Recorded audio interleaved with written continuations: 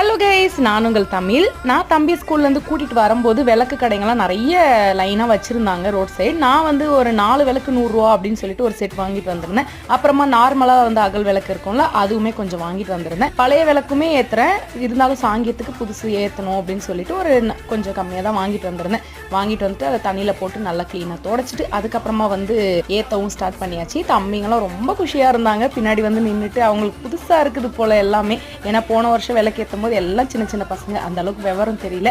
இந்த வருஷம் எல்லாம் மெச்சூர்ட் ஆனதுனால கொஞ்சம் என்ஜாய் பண்ணி விளையாடிட்டு இருந்தாங்க. நான் வந்து அப்புறமா எல்லாம் ஏற்றி வச்சுட்டேன், வாசல்லையுமே ஏற்றி வச்சுட்டேன். ரொம்ப சிம்பிளாக தான் ஏற்றி வச்சுருந்தேன்.